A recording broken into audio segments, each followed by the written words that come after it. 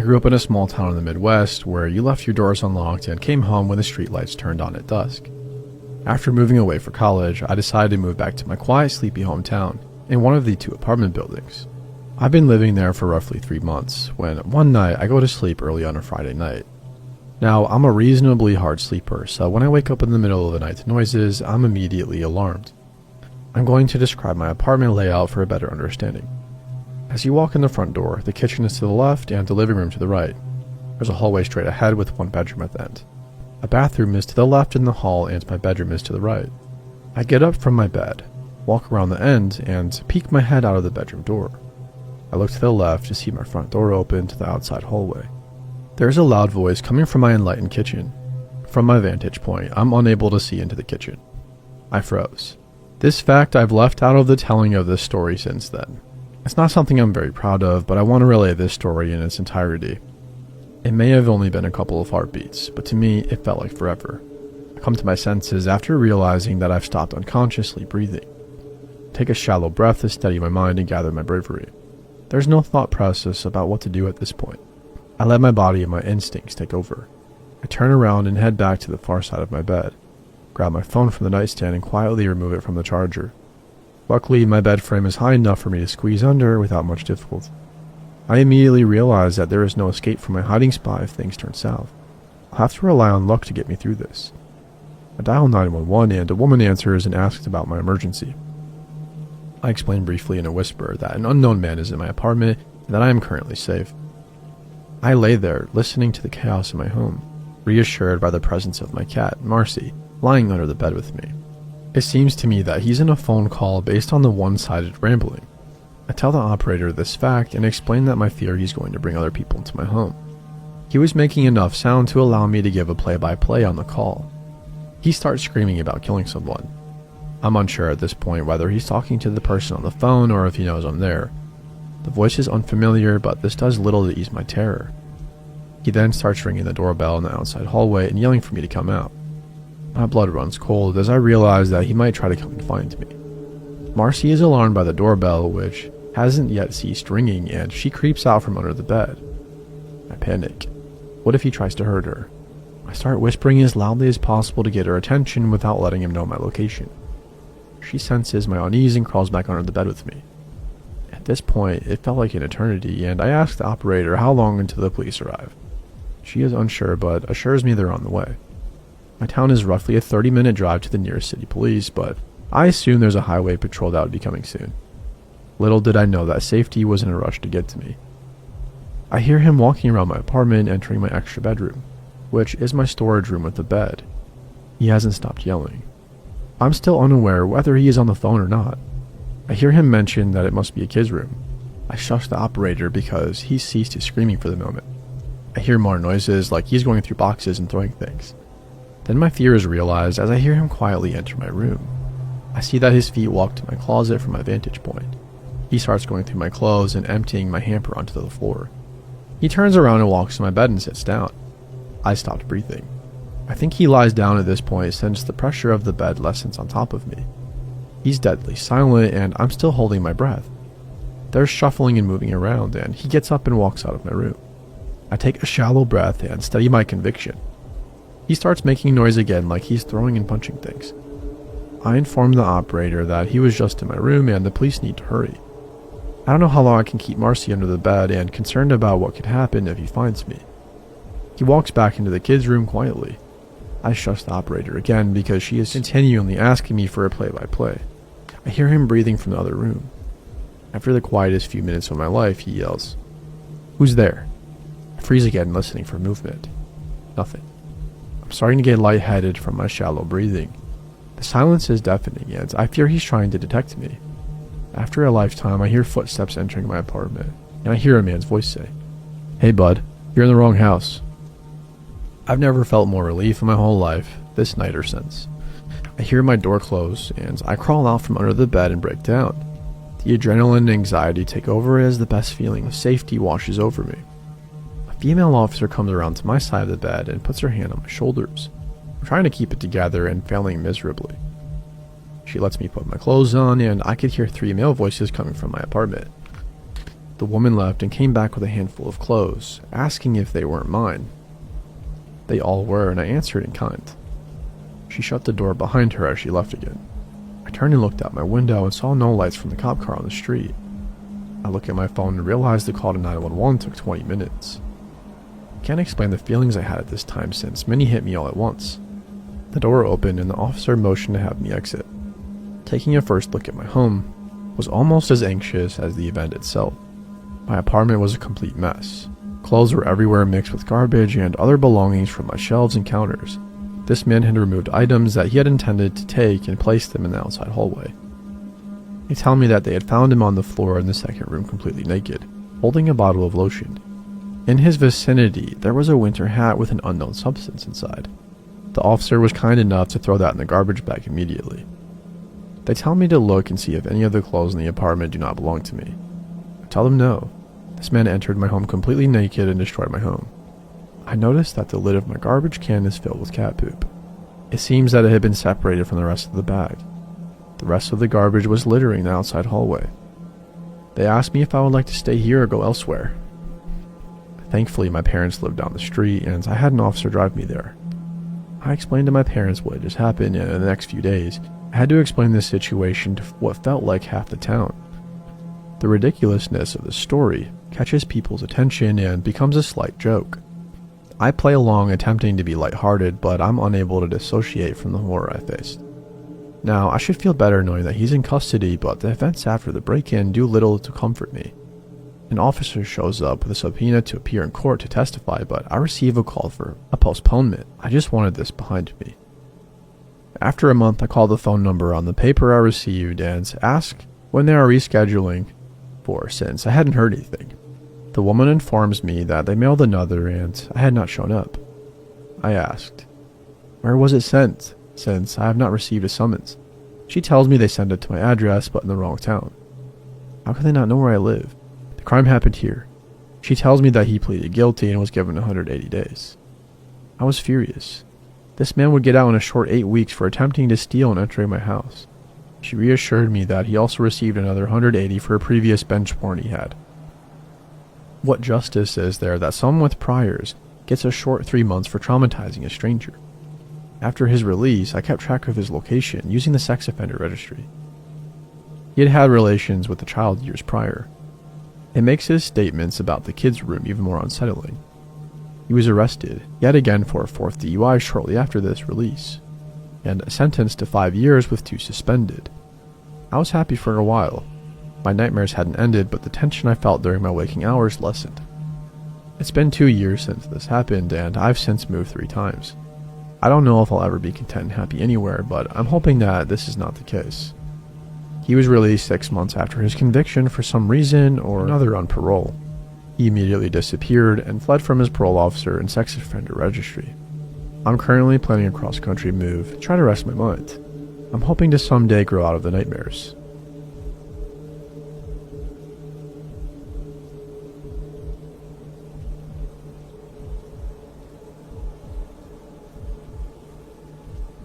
A few years ago, probably now 10 years, my mother and stepfather bought a house in southern Europe. It was a bargain back then, as prices weren't skyrocketing like they are nowadays. The house was built sometime in the 1950s. It originally belonged to our current neighbor. Her parents built it after the war. They later built a new house right next to it and are still living there. She and her husband are now both over 70 and very kind people.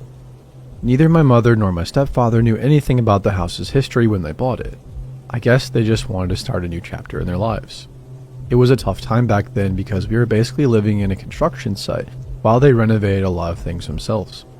We found a few relics in the house, an old sewing machine and some old war postcards that were hidden beneath the basement floor, but nothing too unusual at first. The property had 2 buildings, the main house with a basement and a smaller second building. We later found out that the second building used to be a goat stable. During renovations, they needed to remove the floor there, so they had to dig into the ground.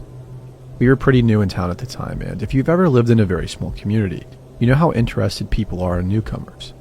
I'm sure we were the main topic of conversation back then, especially after what we found. While digging, we uncovered several animal remains. If I remember correctly, the first thing we found was a goat pelvic bone. or maybe part of his spine. It's been so many years that I don't remember exactly, but then we found something more disturbing. The top part of a human skull. It was very clear that it was real. You could see the cranial sutures, the seams where a human skull fuses together as it grows. My mom and stepfather didn't know what to do at first. We had just found what was clearly a human bone buried in the stable. I pushed my mom to call the police, and she finally did. Several police cars arrived, along with the local town doctor who came to examine the bone. You can imagine how many neighbors showed up to see what was going on. The doctor and the police confirmed that it was indeed part of a real human skull. They asked if we found anything else besides this and the goat bones, but we hadn't. Strangely, they brushed it off as something a previous tenant might have left there. As quickly as they arrived, they left. They didn't even take the bone with them. They told us it was up to us what to do with it. A few days later, we talked more with the neighbors who had previously owned the house. At first, they were happy that we bought it, since we seemed like a normal family, bringing some life back into the place. But my mom wanted to know more about the house's history, so they told us what they knew. Some years before we moved in, they had rented the place out before eventually selling it. The first tenants were, according to them, a very troubled family. They had a daughter who was well known in town. I don't know how much of this is actually true, but the neighbors claim they were running some kind of brothel involving their daughter. I have no idea how long this supposedly went on or how many guests there were. Her room was still in its original condition when we moved in. There were satanic symbols painted on the walls in strange writings. Unfortunately, I don't have any pictures of the skull, bones, or the writing. This family had a very bad reputation in town, and people were relieved when they moved away. After them, a psychologist moved in. She lived there alone. Our neighbor told us she displayed animal skeletons around the property and even left them hanging out on the outer walls to dry. They described her as very strange or eccentric. As you can imagine, she also had a bad reputation in town. I had never seen or heard of someone openly drawing animal skeletons where everybody could see them.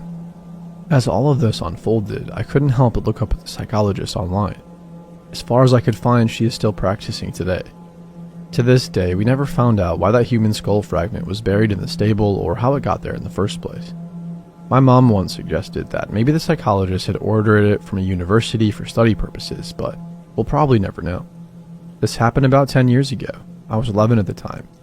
Every now and then, I still think about it because it's just so weird. I still don't know where someone could even order something like that, or why you would bury it in such a random place. I just wanted to share this story here. Maybe someone has an idea why someone would bury something like this, and where a person could even obtain a human skull fragment. I guess it's just my curiosity.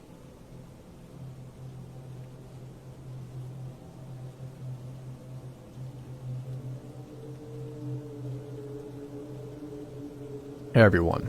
Before I begin, I'm Japanese, and English is not my first language, so sorry if there are some mistakes. For about 1 year now, I've been studying in Australia, but at first, I was sometimes too shy to meet Australians and become friends. Mostly, I worried about what to talk about. Because of that, within 2 weeks of living here, I decided to join my university's anime and manga club.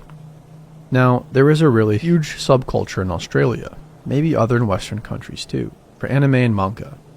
I had not any knowledge about this. In Japan, at least in my hometown, it's more like something everyone does in moderation. We have some people who really love to dress up as their beloved characters. I think that's called cosplay, and things like that, but not as much here, I think. So I didn't know this, and I thought I would meet some cool, relaxed people who were interested in some Japanese pop culture, which means that I could easily find a topic to have a conversation about. Anyway, I went to my first meeting and it was really nice. Everyone was kind and I chatted a lot, and then this girl came and joined the conversation I was having. She seemed interesting because she had cat ears attached to her head. I thought it was pretty funny actually. She started looking at me strangely and then she said very abruptly, "Are you Japanese?" I said yes I am and introduced myself. She said awesome in Japanese, so I asked her, "Hey, you can speak some Japanese. What's your name?" That's when things got strange. She told me her name was Nico-chan. And chan is like a name suffix, which you can't use for yourself. It sounds very strange when you say it with your own name, and she could speak Japanese fluently. I laughed and asked her what her real name is, and she kept saying it was Nico-chan. So I gave up and asked her to say some Japanese things, but I noticed they were all very short sentences, and her pronunciation was very difficult to understand. Also, she talked in a strange way, even in English. I think it's called the third person perspective. So she would say things like Nico-chan thinks you're kawaii. But who knows? Maybe she is a beginner. Also, it's not uncommon for Japanese girls to speak like this, but I think it's childish and I have never seen Western women do this. Anyway, I was glad she was at least trying to speak my language, so I had a good time teaching her some words. However, each time I taught her something, she would tell me she already knew it, which I think was a lie. So for the rest of the night, I could not escape her. It was like I was her hostage. She would ask me opinions on anime and manga she liked, and then say some small Japanese words, mostly like kawaii or other simple words. She would then try and act like some characters for me, and she even had some themes from songs memorized in Japanese. Finally, the night was ending, so I told her I had better go. I had class the next morning. She followed me to the bus stop and waited with me for the bus, but she was still strange to me. When the bus arrived and asked for my number, I think the problem with Japanese is that we're too polite. I couldn't say no because it would be rude, so I reluctantly gave her my mobile number and I said goodbye and got on the bus. It took her 3 minutes to send a message to me, saying that I was cool and sexy. She always said a half sentence in terrible Japanese and the rest in English. It was so confusing. By this point, I was getting really annoyed. She would not stop sending me messages, but I was so shy and disliked confrontation, so I kept replying. She eventually told me her dream, which was to have a Japanese boyfriend.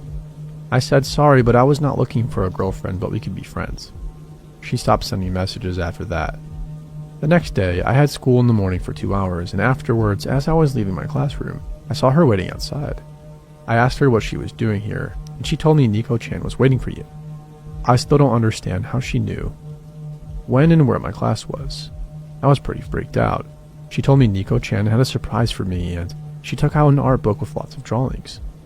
I admit she was creepy, but she was a very good artist. She had searched through the book, which was full of very nice manga drawings.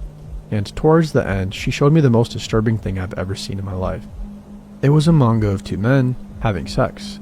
Both of them had tails and cat ears. It was very graphic. I can still remember how detailed it was. I won't give you too many details though. Anyway, she pointed to one of them and said, "Nico-chan drew you." I just stood there. I was like a statue. I had no idea what to do or say, so I just quietly said, "Thank you, but I have another class. I'll see you later." And I walked away quickly. I was so disturbed and I felt sick. I called my tutor because he was Australian and he was my age, so maybe he could tell me what to do. I tried to explain to him with my terrible English that a girl had drawn a picture of me having sex with another man and that I didn't know what to do.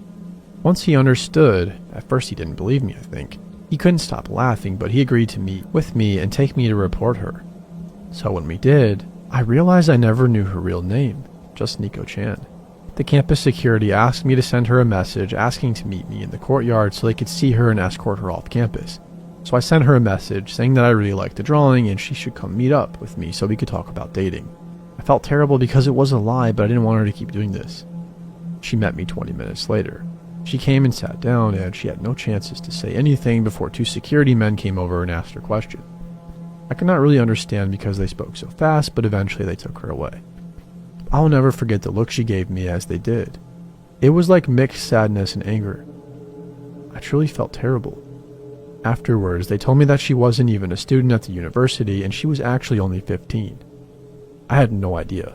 Anyway, I have never seen her since then, and I didn't return to that club. Even though the other members were normal. When I think about it, I still get freaked out. That day, my tutor taught me the meaning of the name weeaboo.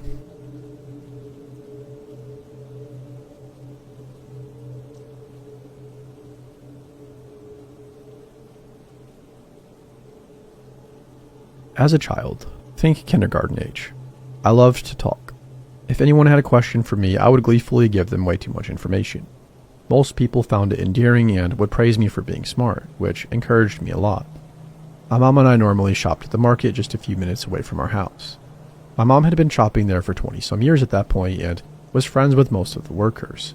So I was friendly with them too and was always happy to talk with them. Whenever my mom got distracted talking to someone, I, with the attention span of a 6-year-old, would wander around the aisle. My mom would keep an eye on me to make sure I didn't get too far, but if she was distracted, one of the employees would usually be around and gently guide me back over to her. One day, though, we went to a different market that I couldn't remember having been to before, and we didn't go back to nearly for a decade. We were walking around the aisles when my mom ran into her friend. They started talking, and I, not realizing that I no longer had a store full of adults keeping an eye on me, started wandering around the aisle. My eyes caught some colorful display. I think flowers or balloons or something like that, and I went over to look. Once I was satisfied with my inspection, I turned back to the aisle only to find my mom wasn't there. Huh? That's never happened before. I looked around a little, though not moving from my spot near the colorful displays. Since it was right near the registers, there were a decent amount of people nearby, which I'm thankful for now. As I was looking around, an employee came up to me. He was older than my sister. She was 12 or 13 at the time, and younger than my dad, in his mid-40s, which was about the only way I could gauge age. Now, I would say he was probably in his early to mid-20s if I remember right. "Hi there," he said sweetly, in that tone you normally speak to kids in. I cheerfully said hello, actually stepping a little closer. "Are you looking for your mommy?" I said yes, happily explaining that I had last seen her talking to her friends and that I could normally find her easily when I wandered away, so I wasn't sure where she could have gone.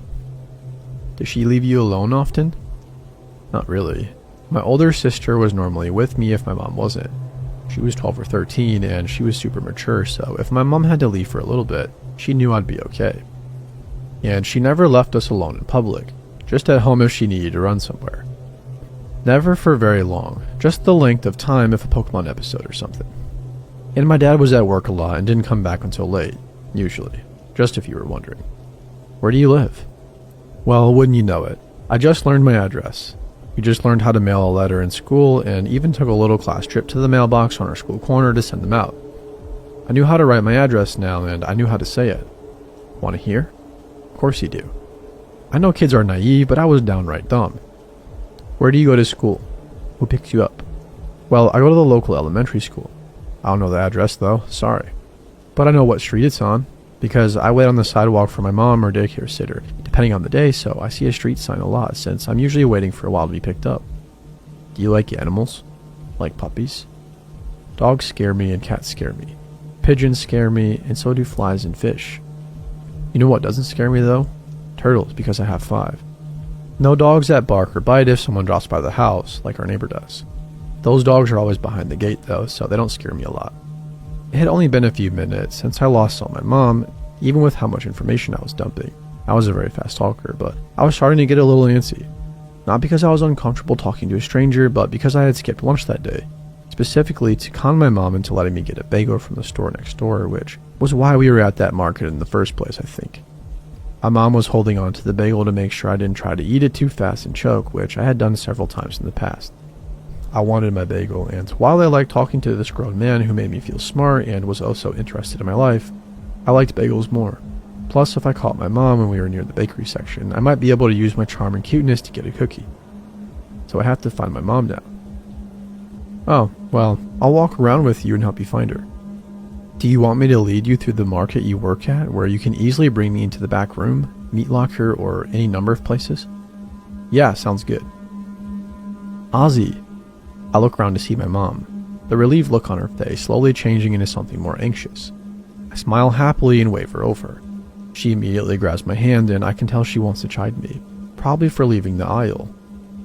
But she seems more occupied with the man in front of me. Before I can even open my mouth to introduce him or remember that I never even got his name, he quickly says that he's glad I found my mom and he needs to get back to work, and practically runs to the back of the store. My mom puts her hands on my shoulders and looks me in the eye, her expression a lot more worried now. "What was he talking to you about?" she asked, her voice more serious than I'd ever heard her. "Can I have my bagel?" My mom opens her mouth, pauses, and goes into her purse to hand me my bagel. Between bites, I happily tell her about the conversation, everything I remember. My age and grade, pickup schedule, likes and dislikes, and my literal address. My mom gradually became paler, then became red with anger. She brought me over to the manager, and I don't remember much about the conversation. I did get a cookie though. I remember that. It was shaped like a watermelon, which was apparently far more important to me than paying attention to what was being said. The police weren't called, and we went home, and my mom told me that I wasn't allowed to walk around the store anymore. No more talking to any stranger, even if they worked at the store we were at, unless she was with me. If I ever saw that man again, I was to run away, find someone I know and ask for help. If all else fails, scream at the top of my lungs, like when a fly lands on me. I agreed pleasantly, not really fazed by anything she's saying. I know that some people are bad, but bad people look bad, right? They talk mean and they look scary and try to grab you. This guy didn't, so he wasn't bad, was he? But if my mom were saying it, then I'd listen. And I better enjoy that cookie because we weren't going back to that store ever again. In exchange, I can get a donut once a month from our usual store. When I was around 12, our school had a safety assembly and was talking about the shady things adults do to get close to kids. And a very, very watered down version of what they most likely wanted, and I'm sitting there listening and suddenly realize, oh, if my mom hadn't found me, something bad might have happened. If not in the store, then in front of my school, and if not in front of my school, then my house. A little over a decade later, I'm 18 now, and I've never seen the guy again, so let's keep it that way.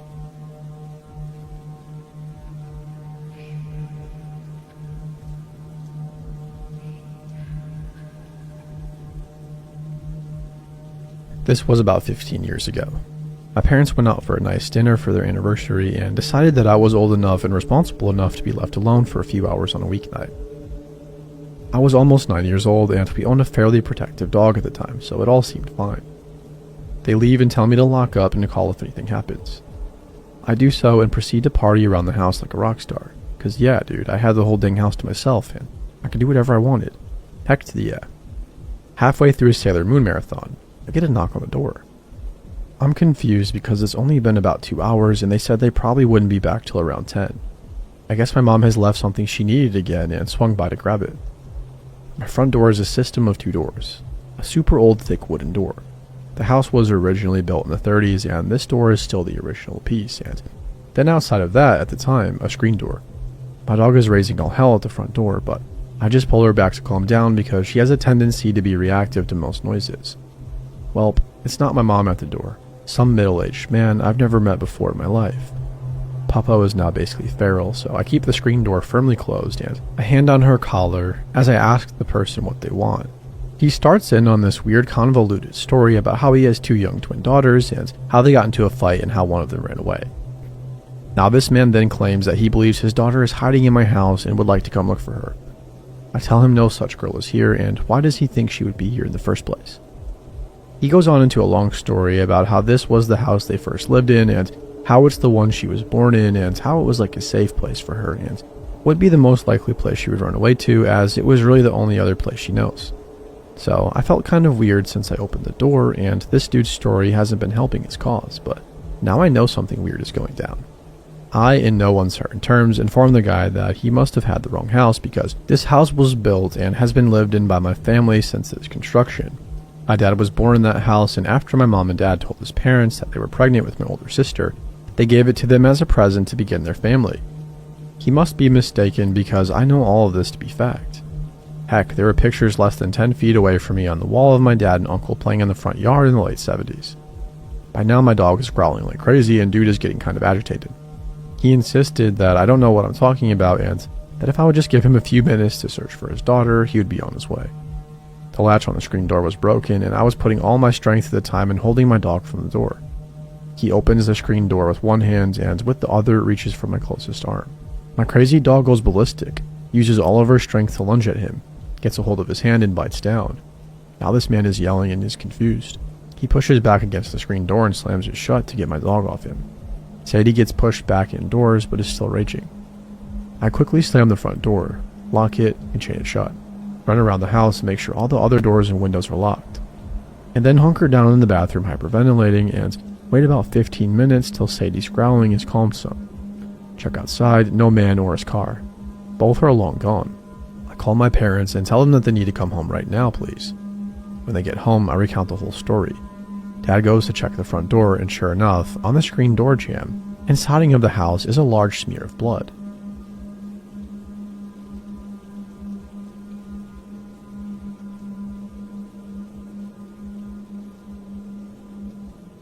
I had a stalker from Xbox Live try to find me at work 2 days ago on Monday.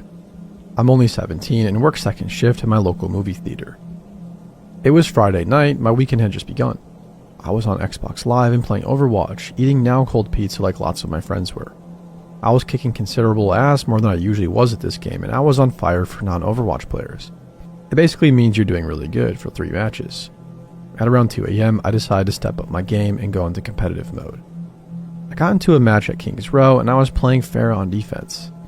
I got a 15-player kill streak, but I noticed 5 of those kills were on the same guy, a Bastion. I remember his username.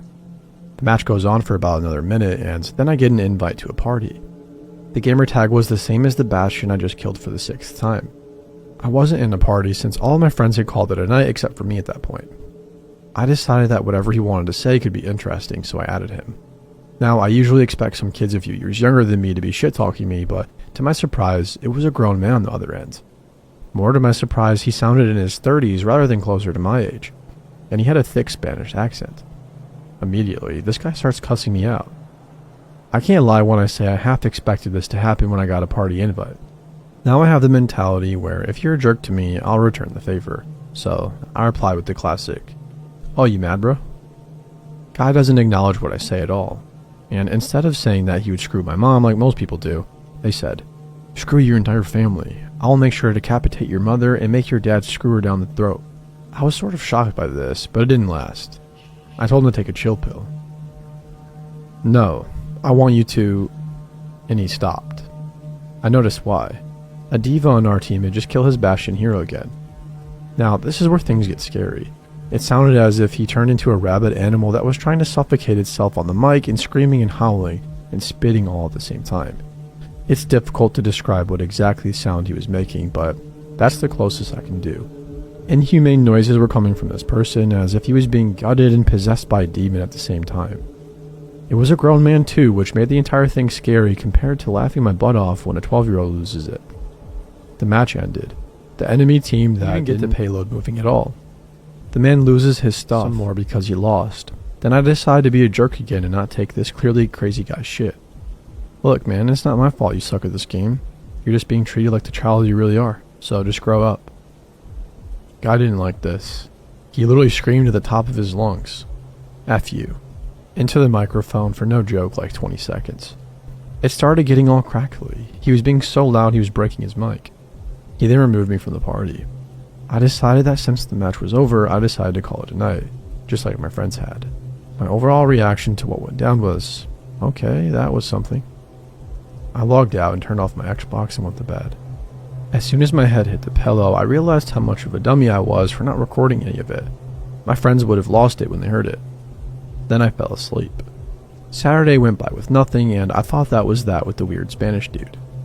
Sunday was after Saturday, and I logged onto my Xbox that morning to play more Overwatch.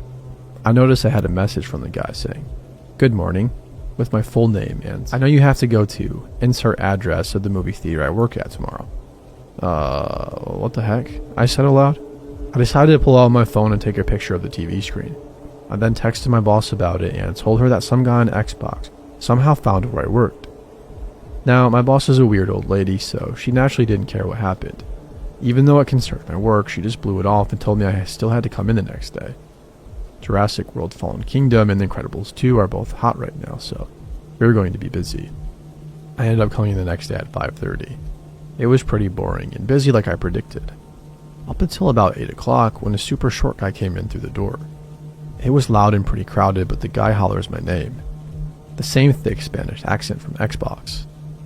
It was him.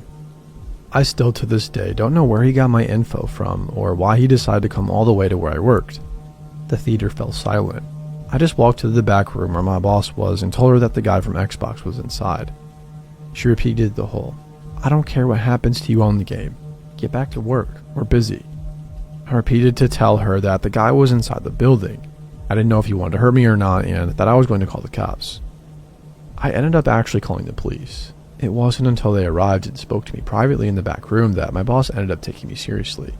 The Spanish guy was still inside the lobby and the cops put him in cuffs and walked him out. This is according to my boss. I was in the back room so I couldn't witness it. I still haven't heard anything from the police and I still don't know how he found my info or why he came all the way to where I worked. And I still don't know what he planned to do to me. Either way, I'm still a bit shaken up over it. I don't know if he knows my home address or not, and I'm pretty much on guard 24/7. Either way, I own 2 dogs that can scare off anyone, but I'm still terrified of this dude.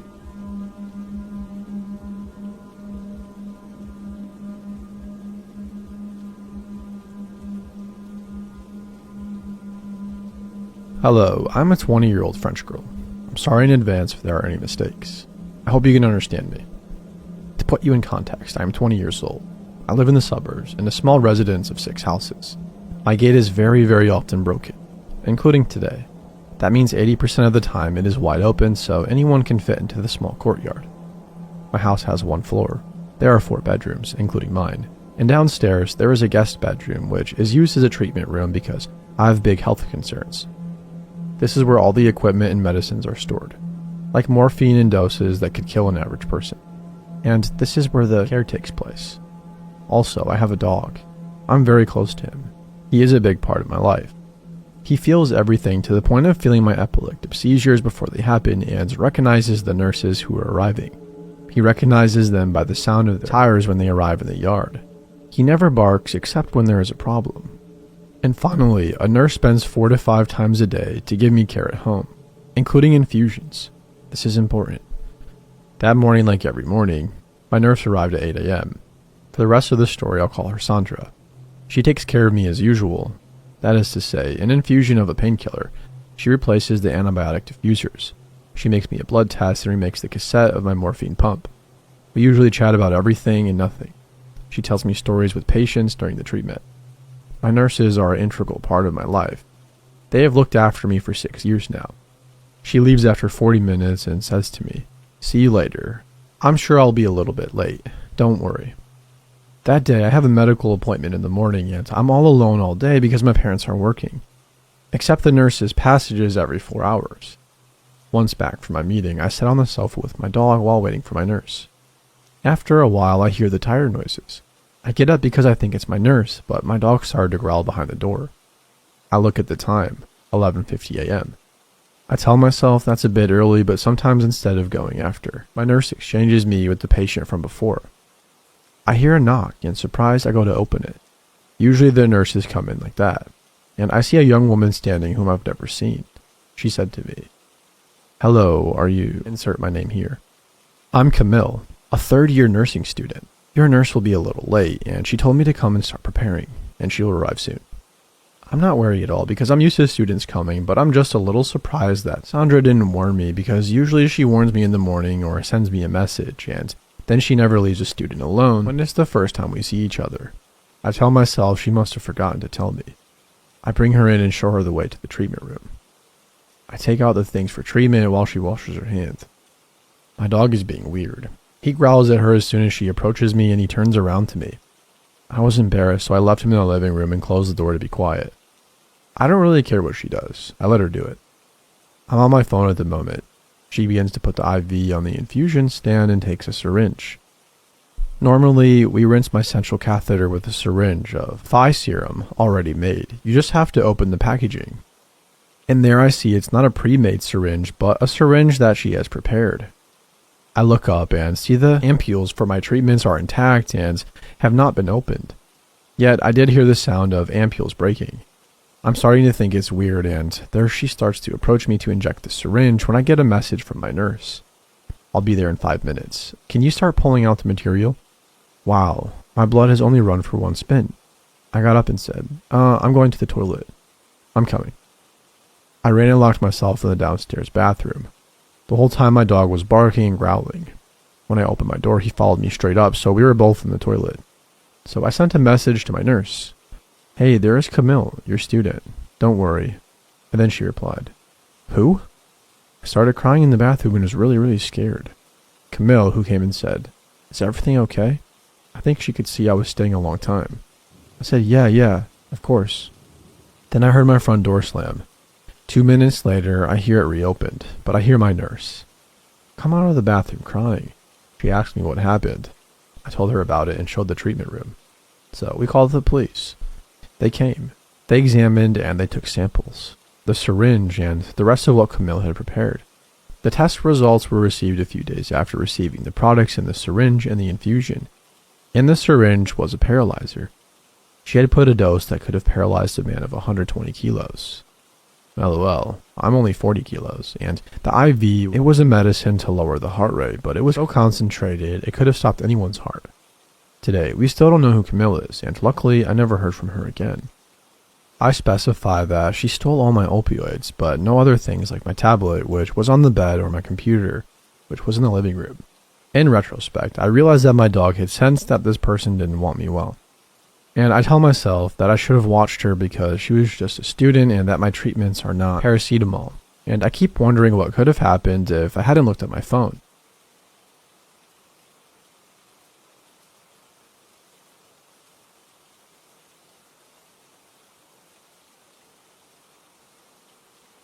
A couple of years ago, my parents went on vacation and my ex-boyfriend who lived with us stayed at home.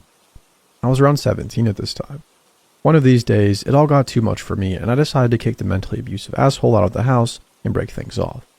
I decided I need to take my mind off things and called one of my friends who lives in a city an hour away from me. She's fine with me coming over, so I take the first train there and we meet up at the train station. By this time, it was somewhere around 11 o'clock. This city is known for not being the safest, and she lives in one of the sketchy parts of town. I'm not much of a scaredy cat myself, so I don't think much of it. We grab something to eat and are off on our way to her house. We've been walking around for about 10 minutes when all of a sudden this guy on a bike starts riding next to us. He greets us way too happily and starts talking right away with a big smile. I immediately feel stressed out by this behavior. He's acting way too enthusiastic towards us. We try to kind of make it clear that we have no interest in talking to him without being too rude. This continues for like 5 more minutes and I'm starting to realize there aren't any people ahead of us, and to any outsiders, it seems like this guy and I know each other and are having a normal conversation. All of a sudden, he starts looking behind him a couple times. I swear, I was sure we were going to be murdered there. He softly whispers to us, "Sorry for freaking you out. I saw you guys leave the food place." A couple of guys immediately started pointing at you and stood up to follow you, so I decided to follow as well in case they had any bad intentions. Just keep walking home and pretend to know me. I look behind me and sure enough, there is this group of 4 guys all dressed in black following us. I already saw them when we were grabbing food. The chance of them leaving the place at the same exact time to walk the same exact way was so small, and I'm sure they did indeed follow us. I don't know what the group of guys following us intended to do, but I'm still grateful for the one guy looking out for us. So random dude, thank you so much and sorry for thinking you were a creep.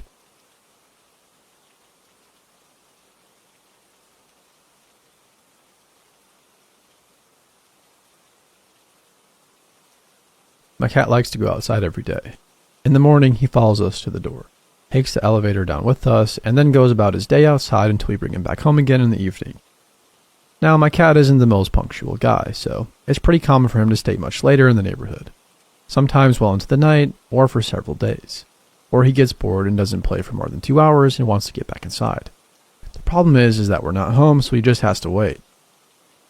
My family and I live in an apartment on the first floor, so my cat's solution is to sit under one of our balconies and meow at the top of his lungs to get our attention. When we're home, it works perfectly fine, but when we're not, it's a lot less effective, obviously. So our solution was to gently ask our neighbors that have the key to our apartment to bring him up so he doesn't have to wait outside all day. Those that don't have the key sometimes let him inside the building, so he's not literally outside. For example, when it's raining. Our apartment is a bit special because it's bigger than the others, so to get inside, there are 2 ways when you get in the main hall. 1. Take the stairs to the left and open the door that has 2 locks. 2. Use the elevator with the special key that goes directly inside our apartment, and the door has only 1 lock. The cat is used to the second option, and me too, because we're both lazy. But when the neighbors that don't have the key let him inside the building, he goes up the stairs and waits, since I usually use the elevator from the parking 2 floors below. That means I don't see him waiting in the hall, and he meows outside the door to get me to open up for him, or my dad or my mom. All around, we have our habits with my parents and neighbors, and it works fairly well.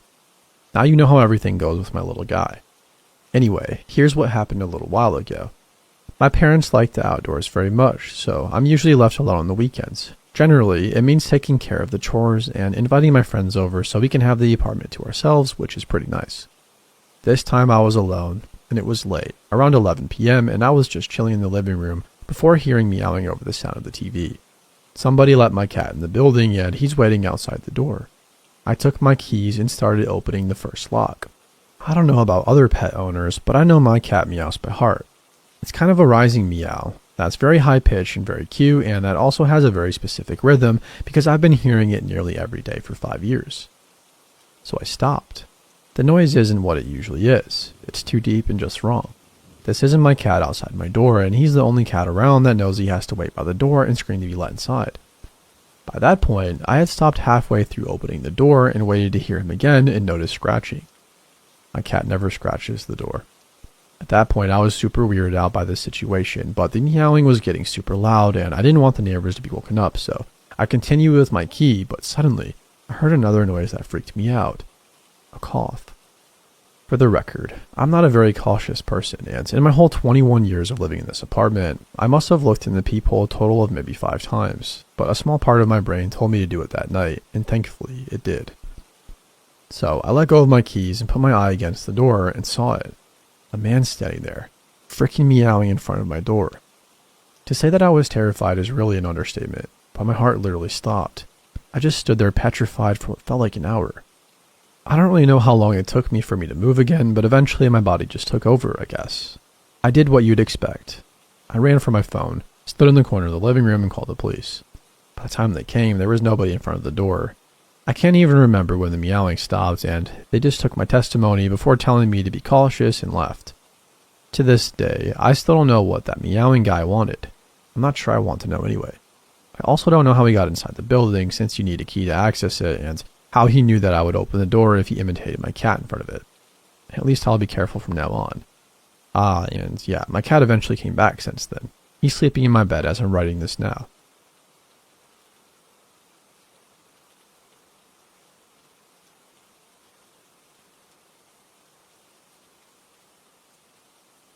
My dad told me about this incident that happened in the early 50s when he was a young child. I'm posting it as it was relayed to me. It was in the early 50s. My dad couldn't have been much older than 5 or 6 years old when it happened. He grew up on a large family farm that was fairly isolated. The nearest neighbor was at least a quarter-mile away through rolling, wooded hills. There was no electric service on the farm back then, and they didn't get phones until the summer of 1984, so they were effectively on their own. One day, Grandpa had sent my uncle to the feed mill to collect payment for that year's harvest. He was told to get it in cash. Grandpa wanted to pay that year's taxes and then deposit the rest in the bank. My uncle brought the money home. That night around 2 a.m., they were awakened by a car parked on the property with its headlights aimed at the house. Grandpa rolled out of bed and crawled along the floor to my uncle and my dad's bedroom and woke my uncle up. In almost complete darkness, they ran down the stairs. My uncle ran out the back door and Grandpa ran out the front. Grandpa threw the door open and ran outside so fast, he pretty much leapt over the back steps and went to confront the guy. The driver of the car was almost most of the way to the house. He saw Grandpa coming with my uncle close behind and he turned and hauled ass. Grandpa wasn't far behind. He made it to his car and he was trying to drive away and Grandpa was grabbing the steering wheel trying to stop him. He managed to break loose and Grandpa chased him a short distance down the road, but he finally got away. At that point, Grandpa and my uncle noticed a second car at the end of the block speeding away. The intruders managed to get away that night. Thankfully, nobody was hurt. The next day, Grandpa and my uncle reported what happened to the sheriff. The sheriff pretty succinctly told them to buy rifles. If it happens again, do what you have to do to defend yourself. The next stop they made was at the hardware store to buy rifles, one for each of my uncles and one for Grandpa. There was never a repeat of that incident, and as far as my dad knows, the late-night visitors were never caught. Epilogue. A little insight to my mindset today. That was at least 60 years ago. It was more than 30 years before I was born, and despite that, it has done more to form my views on self-reliance and home defense than any of the Supreme Court cases stating the police have no duty to protect individuals. It has done more to shape my views on self-defense than the 2 incidents in the past 5 years where I called 911 and received an automated "all operators are currently busy, do not hang up" message. Life has taught me, and my dad, and my grandfather even, that when things really go sideways, you're essentially on your own for at least 15 minutes. Dad's recounting of the incident also showed that there's strength in numbers, whether it's the number of people responding to a threat or, in a more modern context, the number of rounds in a magazine.